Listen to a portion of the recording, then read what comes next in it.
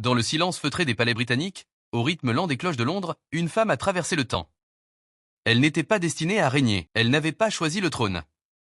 Et pourtant, pendant plus de 70 ans, elle est devenue le visage d'une nation, le symbole d'une monarchie millénaire et le témoin discret de l'histoire moderne. Voici l'histoire de la reine Elisabeth II, une histoire de devoir, de constance et de mémoire.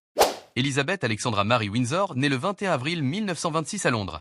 À sa naissance, rien ne laisse présager qu'elle portera un jour la couronne.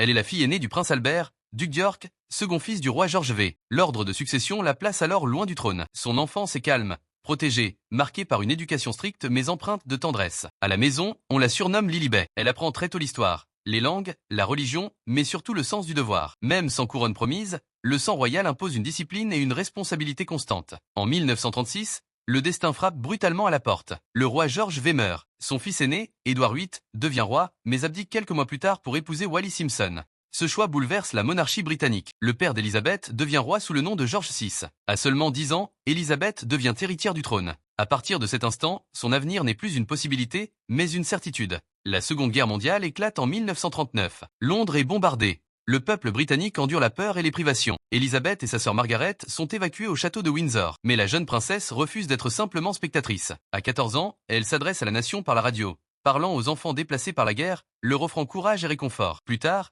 elle s'engage dans l'armée auxiliaire féminine. Elle apprend à conduire des camions, à réparer des moteurs. Une princesse en uniforme, au service de son pays, partageant les épreuves de son peuple. En 1947, Élisabeth épouse le prince Philippe Mountbatten. C'est un mariage d'amour, mais aussi de sacrifice. Philippe renonce à sa carrière militaire pour accompagner sa femme dans son destin royal. Ensemble, ils auront 4 enfants. Pourtant, l'ombre du devoir plane constamment. La santé du roi George VI décline, et Élisabeth comprend que le temps lui est compté. Le 6 février 1952, le roi meurt. Élisabeth se trouve alors au Kenya. Elle apprend la nouvelle loin de son pays. À 25 ans seulement, elle devient reine du Royaume-Uni et de nombreux territoires du Commonwealth.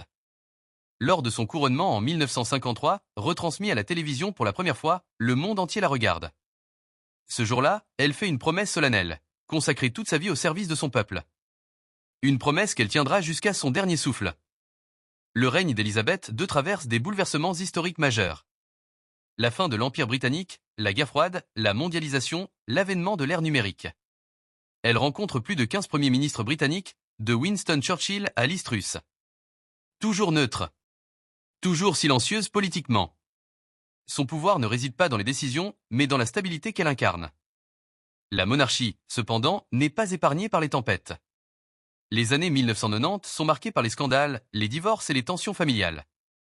En 1997, la mort tragique de la princesse Diana bouleverse le monde. La reine est critiquée pour son silence initial.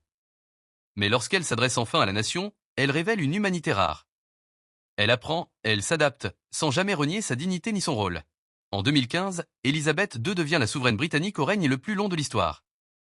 Ses jubilés deviennent des moments de communion nationale. Même âgée, elle continue de remplir ses fonctions. Le devoir, toujours. En 2021, elle perd son époux Philippe, après 73 ans de mariage. Une image marque les esprits, celle d'une reine assise seule, vêtue de noir.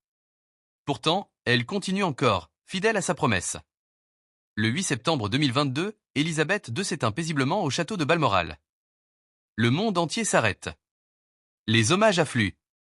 Ce n'est pas seulement une reine qui disparaît, mais une époque entière. Élisabeth II n'a jamais cherché à être extraordinaire. Elle a simplement été constante. Dans un monde instable, elle a incarné la continuité.